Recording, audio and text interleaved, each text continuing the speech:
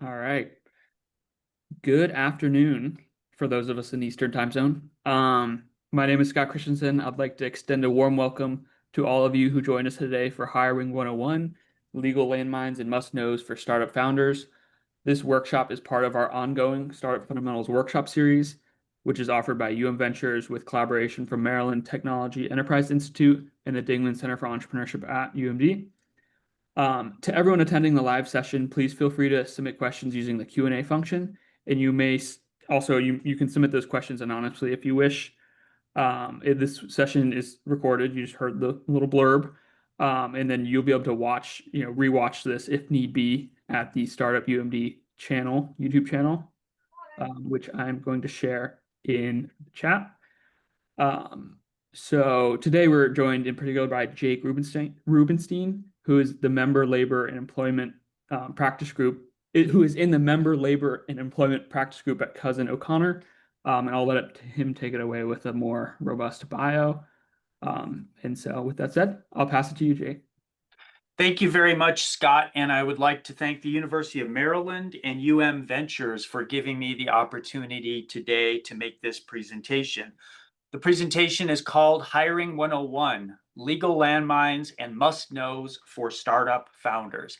If you are a startup founder and you're contemplating hiring someone to work for you, whether as an employee or an independent contractor, the information that I'll be presenting today is essential for you to be able to understand from a human resources perspective and from an employment law perspective what you need to do to hire people. Scott mentioned earlier that we are open to questions. I invite everyone who's attending live to use the Q&A function to submit questions. We'll pause periodically and answer questions if there are any. A little bit about my background. So I am an employment lawyer and human resources professional. I've done human resources and employment law for 22 of the last 31 years of my professional career. The remaining 9 years, 2 years, I worked in the judiciary for the judicial branch, and 7 years I worked in law enforcement as a prosecutor. But for 22 years, I've been doing human resources and employment law, including a stint as executive director of employee and labor relations in human resources at the University of Chicago, where I supported the Polsky Center for Entrepreneurship and Innovation, which is very similar to Ventures. So I have experience working in the university setting in entrepreneurship and venture programs. With that preface, let's talk about what we are going to be doing today. Here's a roadmap of our presentation. We're going to be talking about hiring workers, including job descriptions, job postings. We'll talk about employees and independent contractors, interns, how much to pay. We'll talk about what's required to have in an offer letter. And we'll also talk about payroll, finding a vendor who can do payroll for you, employee handbooks, why you as a startup founder with only 2 or 3 employees still need an employee handbook. We'll talk about workplace policies. We'll talk about equal employment laws, wage and hour laws, including federal overtime law and state and local laws. And we'll also cover some real life scenarios. So let's start out talking about the central topic, which is hiring workers. One thing you will need when you're hiring workers is a job description. A job description should define roles clearly. It should tell people where they fit within your organization from a hierarchy standpoint. And it should have a detailed description of the responsibilities of the job, the qualifications required for the job, and the expectations of someone holding this position. You may say, I'm a startup founder, I'm only going to hire one person, why do I need a job description? The reality is that in my experience, the worker that you hire and your business will be more successful if roles are defined clearly. So you should always have a job description when you are hiring someone. The other thing to think about is job postings. So unless you are going to be hiring purely by word of mouth, friends or acquaintances or colleagues or friends of friends, you will need to post your job. And there are vendors who do that for you. We've got Indeed, we've got LinkedIn, various other vendors who will do postings for you. And the advantage of a posting versus just hiring out of your network is that you get a larger pool of talent and more people to choose from, and you have a greater probability of finding someone with the skills and experience that you need. But in preparing your job posting, you have to think about how much to pay. Deciding on an appropriate compensation level for a given position is somewhat art and somewhat science. There are resources out there that you can use to benchmark the pay for positions like the one you're posting. And you also have to look at your business's financial position and decide what you can afford to pay. One thing to watch out for, especially in the current era that we're in, is state and local requirements about job postings. So there are a number of states and localities that have specific requirements for job postings that say, for example, you have to post the salary that you're going to offer for the position, or you have to post the salary range. You have to post information about benefits if you're going to offer benefits. So keep an eye on that. The other thing you want to make sure that you have in your job posting is an equal opportunity statement stating that you are an equal opportunity employer. If a hiring decision is ever challenged under a state or federal anti-discrimination law, you will want your job posting to say that you hire based on qualifications and nothing else, and you support equal opportunity. Going deeper into the topic of hiring workers is the question of employment applications. Typically, even in a small business, you will want to have some kind of structured application process with an electronic application that people fill out to provide you with their basic credentials, a platform for them to upload a resume, and of course, you can use vendors for that like LinkedIn Jobs or Indeed. State laws vary, and there are even local laws in counties and cities that vary on what you can ask for on an application. For example, in my state, Colorado, you cannot ask information that would cause someone to reveal their age. So, for example, year of graduation is something you're not supposed to ask on job applications. It varies quite a bit, the level of restrictions on what you can and cannot ask for in a job application varies quite a bit from state to state and locality to locality. So this is something you should be aware of and paying attention to. Also, job applications should not request information that might reveal disability status. Somebody has a heart condition or somebody is diabetic, those kind of things. You don't want anything on a job application that would cause someone to reveal that information. What about background checks?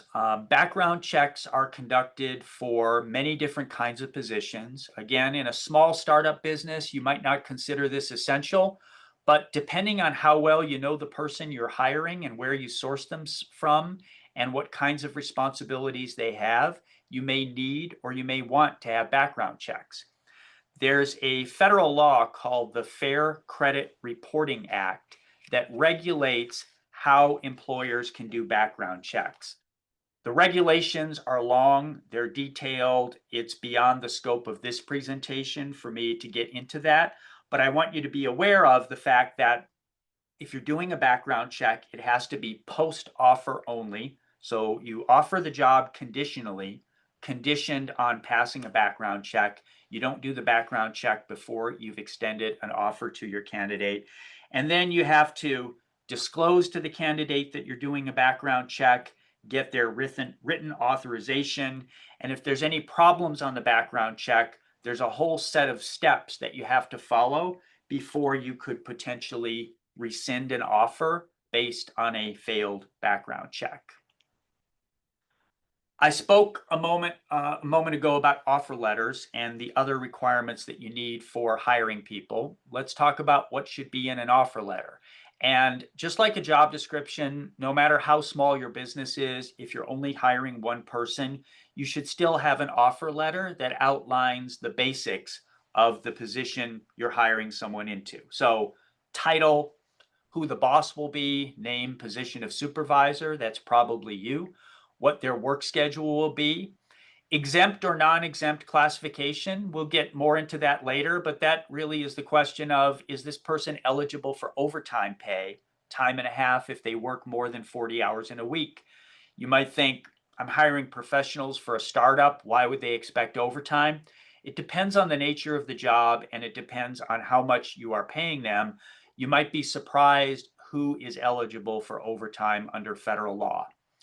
The offer letter should say something about the duties, but much less detail than you would have in the job description. The detailed description of duties will be in the job description. The offer letter will just have an overview. Base salary, people want to see in their offer letter how much you're offering to pay them. If you're having bonuses, commissions, profit sharing, anything like that, that should be in there. With a startup, you're probably not going to have benefits available, but if you do, you want that in the offer letter. A mention of the requirement to follow policies. The next item is at-will employment. At-will employment is a legal concept, and you should build this into your offer letters. It's a legal concept that means the employer, that's you, or the employee, the person you hire, can end the relationship at any time for any reason.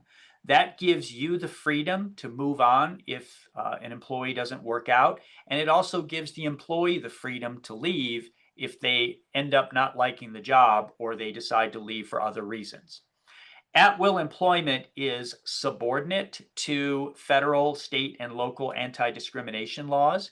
You cannot terminate someone for a discriminatory reason having to do with, for example, race or religion or gender or age.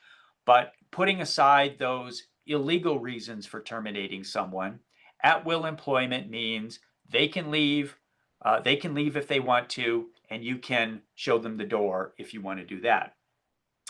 Confidentiality and invention assignment agreements. This is a separate legal document, not the offer letter, but it goes along with the offer letter. And this would be an agreement that you would have employees sign in which they promise to safeguard confidential information that you give them to be able to do their job. You may have trade secrets, proprietary information, secret sauce that you have as an entrepreneur with a business. You have to disclose it to your employees because they can't do their job without understanding what your secret sauce is, but you want to make sure that they don't take it and leave and use it improperly to set up a competing business or to go to work for a competitor. So that's a separate agreement that you'll need. You'll also want an invention assignment agreement. This is an agreement that says, if I, as your employee, invent something, create something, devise something that's patentable while I'm working for you, this device, this invention belongs to you as the organization, the employer, the startup founder, and not to me as the employee. Also, you would want in the offer letter something that requires the employee to certify that they are not taking confidential information from a prior employer and using it in working for you. Because if someone takes secret sauce from a prior employer, uses it to help your business, you are potentially at legal risk, even though you didn't do anything wrong. Payroll. Everybody you hire is going to want to be paid, is going to deserve to be paid, and you want to make sure that you do payroll right. The most important piece of advice I can give you about doing payroll right is don't do it yourself. There are payroll vendors out there who will handle everything payroll related for you, and they can do it for very small businesses and very large businesses. If you have one employee or two employees, you can get a payroll vendor who will provide services like payroll. They'll make sure that your folks get paid. They'll deduct taxes. They'll handle time and attendance. So if you're requiring people to clock in and clock out because they're paid hourly, they will handle that. They will handle tracking of paid time off if that's something that you're offering. And by the way, paid time off, some states require that you offer paid time off to employees. no matter how small you are. If you have benefits, the payroll vendor can help you with that.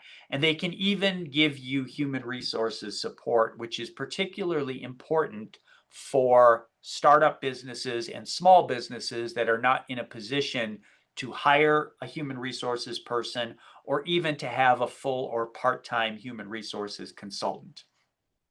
Vendors include ADP, Paycom, Paylocity, to name a few.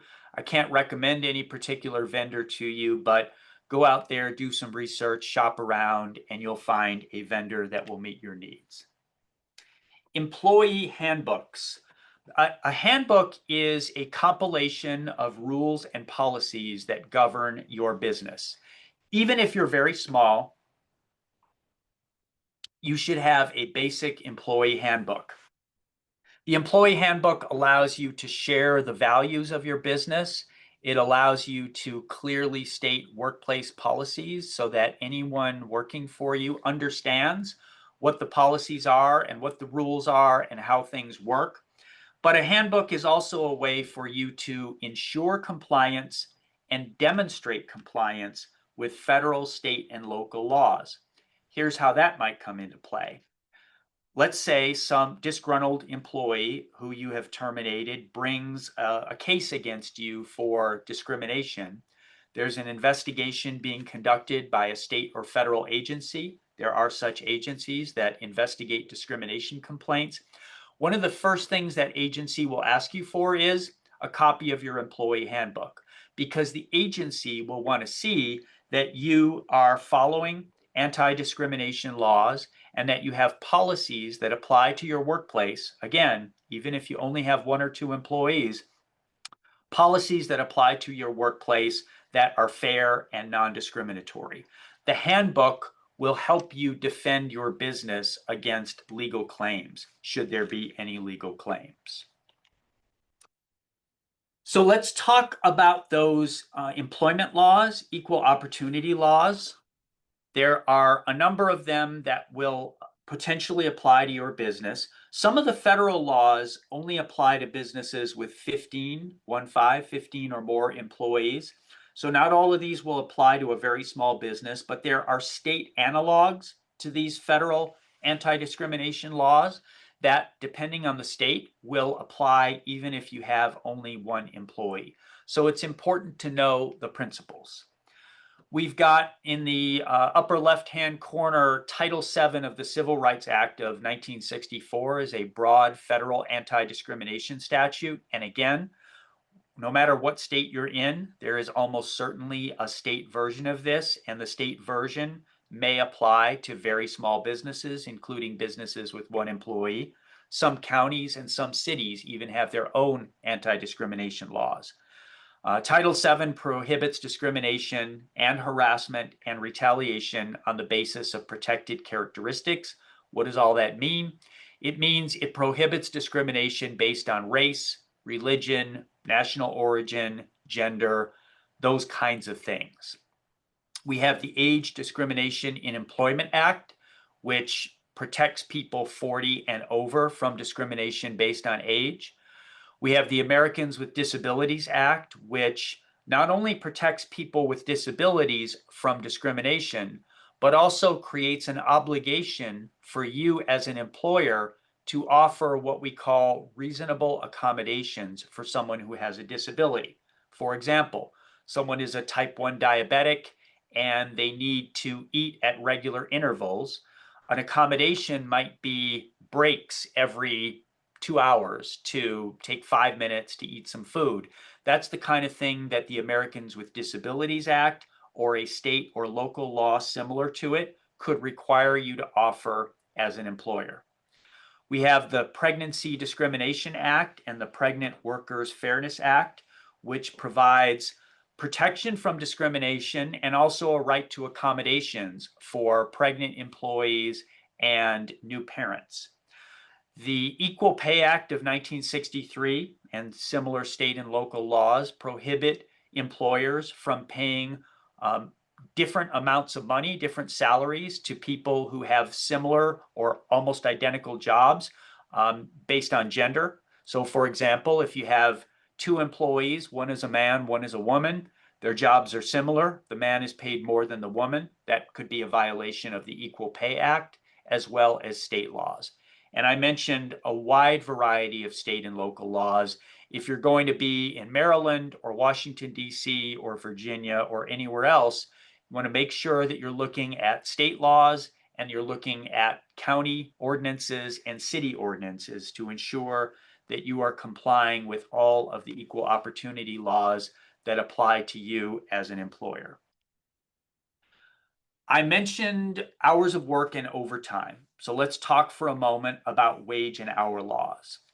There's a federal law called the Fair Labor Standards Act that requires employers to pay overtime, time and a half, for anyone who works more than 40 hours in a work week.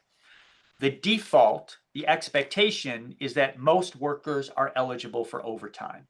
There are some exemptions from overtime eligibility. There are some categories of people, administrators, executives, certain types of managers, certain professionals, teachers who are exempt from overtime. They can be paid a fixed salary regardless of how many hours they work in a work week. But you will want to be aware in structuring your job description, in deciding what kind of duties you're going to assign to someone and how much you're going to pay them. You want to analyze, and an employment lawyer, a human resources consultant, or even a payroll vendor, if they're providing an HR function to you, can help you assess positions to make sure that if it's a fixed salary with no right to overtime after 40 hours in a week, you're doing that right and you're not exposing yourself to risk, because someone who's eligible for overtime and is working more than 40 hours a week, people in startups work big hours, make sure that person is getting overtime pay if they're entitled to it. Because if you don't pay overtime and you're supposed to, that can result in very significant liability to your business. Paid sick leave, 20 years ago, it was rare that you would have a mandate for paid sick leave on small businesses. And some small businesses are exempt from these state laws and city ordinances. But you would be surprised how many states and how many localities require employers to provide paid sick leave. So whether you're setting your business up in College Park or Washington, D.C., or anywhere else in the metro area, Baltimore, you want to pay attention to paid sick leave laws, determine whether they apply to a business as small as yours, and make sure you're complying. If a paid sick leave law does apply to your business, once again, this is something that your payroll vendor can help you comply with. Make sure that you are awarding paid sick leave, tracking the paid sick leave bank, and deducting proper paid sick leave when people take time off. Record keeping. Record keeping is a requirement of many laws at the federal and state and local level. You will need to keep records about hire dates and termination dates and job descriptions and pay and taxes and hours worked, a whole variety of different kinds of information you will need to store.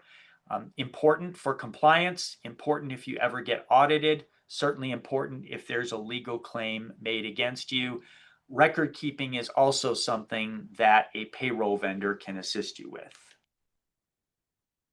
So we've talked about hiring employees, the people who are going to be an employee of your business, who you will pay taxes for, and they will be working for you under your control. But sometimes startups say, I don't have the resources to hire an employee. I would rather hire an independent contractor. This is an area where startups sometimes find themselves getting into legal trouble, because the difference between an employee and an independent contractor is legally important. And making a mistake in classifying someone as an independent contractor versus an employee can be an expensive mistake.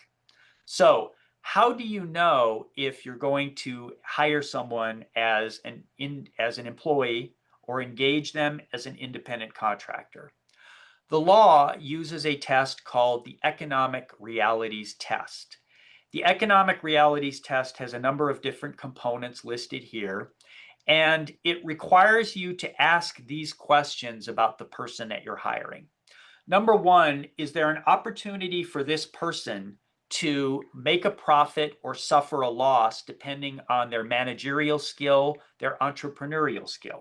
So if you're hiring someone to be your director of research and you're paying them a fixed salary and they're working only for you and they're not in business for themselves with an opportunity to make a profit or have a loss, that's not an independent contractor, that's an employee. The second point here is investments by the worker and the employer. Is the worker that you're hiring bringing their own equipment? Are they bringing their own know-how? Are they bringing their own network of people? Or are you providing them with equipment? For example, providing them with what they need to operate in a lab. That's a factor that we look at in deciding whether someone is an independent contractor. The third item is the permanence of the work relationship. If you're bringing someone on for an indefinite period to be, for example, your director of research, your director of marketing, your director of investment opportunities, someone who's going to go out and find investment opportunities for you, and this is a relationship that you expect to last indefinitely, that's probably an employee. But if you sign someone up on a limited basis to help you set up a lab, to help you set up a manufacturing site, to help you find investors, and maybe it's a 3-month engagement, that weighs in favor. That impermanence, that temporary nature of the engagement weighs in favor of that person being an independent contractor. The fourth item is the nature and degree of control, and this one is extremely important because one of the fundamental differences between an independent contractor and an employee is who's in control. Independent contractors are in control of their work. They set their own hours. They decide where they're going to work, at your lab, at your place of business, or remotely. They decide how they're going to do the work. There is minimal oversight and minimal supervision by you as the business owner of an independent contractor. In contrast, an employee is someone who works for you. You tell them what to do. You are the boss. You give them assignments. You hold them accountable for completing assignments. You do performance evaluations. You give them coaching and counseling and feedback and training. Independent contractors typically don't need training. They bring the expertise they need with them. Nature and degree of control is very important. The next item is whether the work performed is integral to the business. What does that mean? Are you bringing someone on to do the business that you're doing? If you are a startup founder and you are your invention is a new kind of construction material, and you're bringing someone on to help you begin to manufacture or to enter into contracts with manufacturers who can manufacture this material, that person is doing work that's at the core of your business. It is monetizing or marketing your invention. On the other hand, if you bring someone on to do your social media, for example, or maybe to set up an IT network for you, that's not the core of your business. There's a greater probability that you can call that person who's doing something that's not in the core of your business an independent contractor.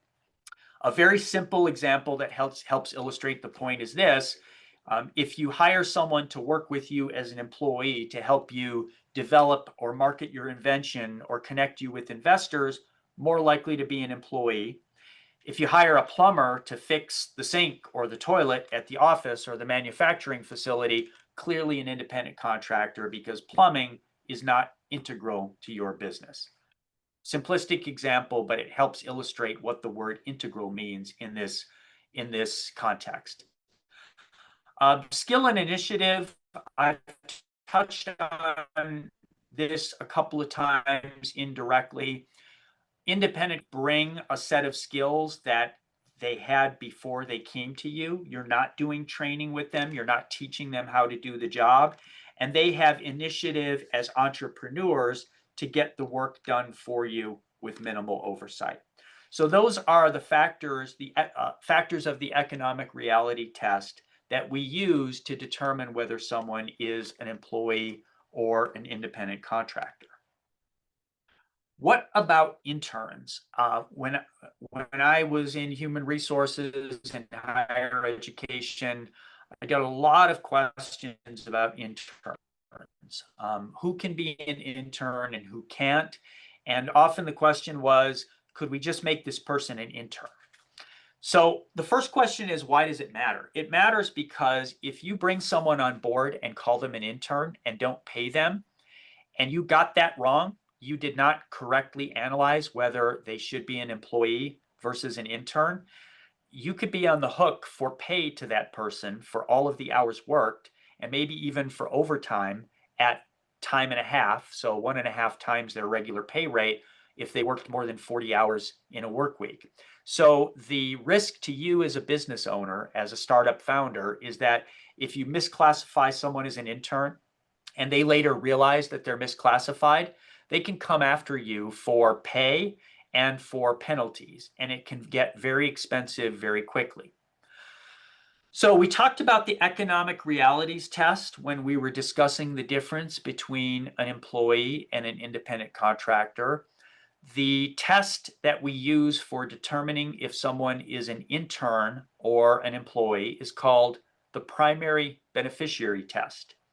And this test requires us to ask, who is the primary beneficiary of this arrangement? If the primary beneficiary of the arrangement is the intern, because they're getting a great educational training and learning opportunity, it's more likely that they are truly an intern. But if the primary beneficiary of the arrangement is you as the startup founder, the employer, because you're getting essentially free labor, then that person is not an intern and it's an employee and you have to pay them. So the primary beneficiary test involves the application of 7 different factors. The first one is no expectation of pay. If the arrangement from the outset is that there will be no pay for this involvement in your startup, and the intern understands that they're not expecting pay, and you understand that you're not paying them, that is a factor that weighs in favor of the arrangement being an internship versus an employment relationship. The second part of the primary benefit, the internship, if it really is an internship, should be providing training similar to what the intern would get in an educational environment. As the supervisor of an internship, as a business providing an internship opportunity, you are above all a teacher, a mentor, an instructor. And your job is to teach, not to have the intern do work that would otherwise be performed by a paid employee. The third factor is the connection to the intern's education. Ideally, an internship is not just a friend of a friend or an acquaintance or a colleague that you know coming to you to work as an intern. Ideally, an internship would be connected to the intern's formal education program. So if you get someone from the University of Maryland who's an undergraduate and they're going to do an internship for you, you would want the program to be structured and you would want the university to be part of this. You would want the program to be structured in such a way that the intern is getting academic or coursework credit. Other factors in the primary beneficiary test. Number 4, academic calendar. In keeping with the educational character of an internship, the internship should follow the academic calendar, and the intern work that the individual is doing for your startup business should be secondary to and subordinate to their education work. So for example, you have an intern, the intern has final exams coming or a paper or a project due, and they say, can I skip 5 days to do this? If they're a paid employee, you might be flexible, you might not have to be flexible because work may have to come first. But for an intern, your needs as the host of the internship should be secondary to the needs of the intern to complete their education, to do final exams, to complete papers, to complete projects. And that aligns with the educational character of an internship because, as we discussed, for an internship to be legitimate as an internship, it has to be academic and educational in nature. The fifth factor is limited duration. An internship should be limited to the time required to provide learning to the intern. A quarter, a semester, depending on how your university is structured, maybe a full academic year. But unlike employment, an internship should have a defined end. The sixth factor is complementary work. What does that mean? That means that the intern's work, the tasks that they're performing for your business, complement, they add on to, they supplement the work of you as the founder and paid employees and provide educational benefits to the intern. You don't want your intern replacing paid employees, and you don't want them doing the kinds of mundane tasks that all of us as business owners or founders or employees sometimes have to do. You want the interns doing the kind of tasks, the kind of work, the kind of activities that will maximize the quality of their educational experience. The seventh and final factor in the primary beneficiary test is no job entitlement. Both sides in this internship relationship, the intern and the host, should understand that there is no entitlement to paid employment at the end of the internship. That does not mean you cannot offer a job to an intern. If you have someone come and work with your business as an intern and they do a stellar job and they're well qualified and you like their work ethic and their skills are good, you can absolutely offer that position a job and offer that person a position and bring them on as a paid employee, but that should not be an entitlement or even an expectation. Let's take the principles that we have learned about equal opportunity and about independent contractor relationships and apply those principles to some real life scenarios. So here's scenario number one. Shanice is a postdoc in mechanical engineering. Shanice has invented a potentially revolutionary new construction material, a material that will replace products like Tyvek, the paper plastic-like house wrap that are put on new construction homes and other buildings. Shanice has a better product that costs less and is more effective for its purpose. Shanice has started a business and she needs to establish a social media presence for her startup so that she can start to gain traction out in the market. Shanice decides that she's going to hire a social media director as an employee. She's going to pay that person a fixed salary and they're going to be an employee of her business. So she posts. She doesn't know in her network of friends and acquaintances and colleagues anyone she wants to hire or anyone who's interested in the job. So she does a public job posting. And the posting says that she's looking for a young, high energy social media professional 3 to 5 years out of college. And Shanice thinks it through and she says, the people who are most adept in using social media tend to be younger people. People who are 3 to 5 years out of college are energetic, they're entrepreneurial, they won't have high salary expectations because I'm just a small startup and I can't afford to pay a lot. This is my ideal candidate. Question, is that job posting legal? The answer is no. That job posting is a big red flag. It's not legal, and it could cost Shanice and her business a lot of money. Why? Because age discrimination is unlawful in the United States, and it's also unlawful even for small businesses under many state and local laws. And saying that she's seeking a young person has clearly indicates a preference to avoid hiring older workers.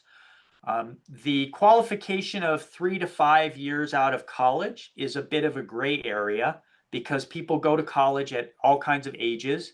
And you could have someone in their 40s or 50s who's 3 to 5 years out of college, but it's still a red flag. Government agencies would look at 3 to 5 years out of college, especially when combined with the word young, and they would say, clearly this employer is practicing age discrimination. What about the phrase high energy? Is that okay? Generally, it should be. Who could be against high energy? You certainly wouldn't want to hire someone who has low energy. But there are cases out there where it has been challenged. Phrases like high energy or innovative have been challenged as code words for age discrimination. I would say to Shanice, drop the word young, absolutely. That would cost you a lot of money and is clearly illegal. The 3 to 5 years out of college is not a good way to phrase it. You could say 3 to 5 years of experience in the field. High energy is probably okay, but consider a synonym that is less tied to youth, like the word proficient. So it could say seeking a proficient social media professional with 3 to 5 years of experience. That would be a safer and more lawful job posting.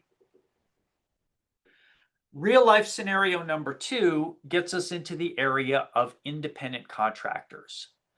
So Abdul is a chemical engineering PhD student. Abdul has invented a new kind of sunscreen that offers superior protection, greater durability. If you're at the beach, it's not going to wash off when you go into the ocean. If you're at the pool, it's not going to wash off when you go in the pool. It's less likely to be sweated off your body. And the great thing about Abdul's invention is that it's going to cost less to produce than what is on the market now. So he'll be able to market it at a lower price point. So Abdul has formed a startup and he needs expertise getting funding from outside investors. He's a chemical engineering PhD student. What does he know about seeking investors for a new business? So Abdul finds a woman named Carolyn. Carolyn has a matchmaking business that connects startup founders like Abdul to investors. Carolyn's business has existed for 5 years. She's got an office. She's got 3 employees who work for her. She works with many other startup founders for a fixed fee. Abdul decides he's going to bring Carolyn on board to help him find investors who will provide the capital that he needs to get his business going. Is Carolyn an employee or an independent contractor? Going back to the economic realities test, this is a clear case where Carolyn is an independent contractor. How do we know this? Well, it meets all the requirements of the economic realities test. Carolyn is an entrepreneur herself. She has her own business. She has an office. She has employees. She has 5 years of experience in this investor to entrepreneur matchmaking business. She works with other startup founders, not just Abdul. So she is truly an independent provider of a kind of skill and experience and service that Abdul doesn't have. She's not doing the business that Abdul is trying to start. She's not developing sunscreen. She's not consulting with him about the formula for sunscreen. She's helping him and other startup founders meet investors. So this is an independent contractor. If we were to change the facts a little bit and Abdul was going to hire Carolyn, who doesn't have her own business, as a director of investor relations, and Abdul was going to be her boss, and he was going to provide her with a job description and an offer letter, and she was going to work remotely under his supervision or in an office with him. Those facts would change this scenario from a clear independent contractor scenario to a scenario where Carolyn just might be an employee. And that helps illustrate the difference between who is an employee and who is an independent contractor. That is the end of the presentation that I have for you today. There's me on the screen, and I want to thank all of you who attended the presentation live. And I'd like to thank everyone in the future who will be watching this presentation. Here's my name, my contact information, my email, and I am based in Denver and Boulder, Colorado, but my firm, Cozen O'Connor, has offices all around the United States and all around Canada. So whether you are in the East or the Midwest or the Mountain West or the Pacific West of the United States or Canada, we're here for you. And we do serve entrepreneurs, business founders, and very small businesses as well as large businesses. Thank you very much for your time. Thank you very much for your attention. I enjoyed the presentation today, and have a great day. We did have two quick questions. Wonderful. I was hoping there would be some questions along the way. I didn't see those pop up. Yes, I can just read them out to you if that's okay. Okay, sure. And feel free, and if you're listening, we've still got participants in. Feel free to drop any more questions while we're doing these. The first one, this one came in early. It was, Okay. in the beginning of my startup, can I hire myself as the only employee? The answer is yes. You can hire yourself as the only employee. You will not need all of the features and bells and whistles of an employment relationship because you are both employee and employer. The topic of today's presentation has to do with hiring once you get to that second person in the business. But hiring yourself as an employee and maybe bringing on a payroll vendor to do your own payroll to make sure that taxes are being withheld properly, that could be a good intro or on-ramp to being an employer of other people as well. Easy, sounds good. And second one is, do you have any wisdom on how to hire someone as an independent contractor who's overseas? For example, someone in China? Uh, I hope that I have wisdom, but I'm sure you do. I just worded it. I paraphrased it. I'm joking about that. Hiring an independent contractor outside the United States introduces multiple levels of complication. The most obvious of which is that I've been talking about the laws of the United States. We have offices in Canada as well, and employment lawyers up in Canada, so we know the US and Canadian law. But if you're hiring someone as an independent contractor in China or anywhere else, really outside of the US and Canada, you need to be aware of the laws of that person's home country. And then you would need to do your own independent research and likely bring on a consultant, human resources consultant, or an employment lawyer who knows the laws of that country. But what you can do is a payroll vendor might be able to help at least introduce you to the right people. Employment lawyers like me, we frequently get questions. Does anyone know an employment lawyer in South Korea or Taiwan or China or Japan or Germany or the UK? And so there's some matchmaking that goes on. But if you're hiring someone in China or anywhere else outside the United States, there are additional layers of complication that they have to think about. And you will need some expertise. It's not the kind of thing you want to DIY. Good to know. So that was those are only two questions. So I just put a note in the chat. If anyone has any last minute questions, please go ahead and drop them. We can also let you off mute and you can speak up if needed. But I think, yeah, I can't imagine people have more. You did a great job covering things. So the Okay. intern stuff was very interesting. I hadn't thought of it in such a robust way before. Well, the word landmines is in the title of this presentation, and internships are definitely a landmine. It's something where people don't typically appreciate the legal risk of bringing someone on as an intern and not paying them. And 90% of what they do is work that a paid employee would otherwise do. The internship ends badly, the person leaves on bad terms, and then you get the lawyer letter that says, your so-called intern was actually an employee. You owe them X dollars per hour for Y hours, and you also owe interest and penalties because you violated the law with an unlawful internship. it can be an expensive mistake to make. So I always advise startup founders to beware if you're thinking about an internship. And ideally, you want to do the internship in concert with a high school, college, university. Yeah.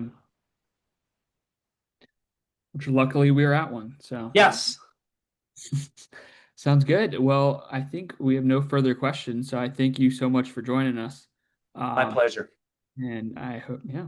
Anything else? That's all from me. Thank you, everyone. Sounds good.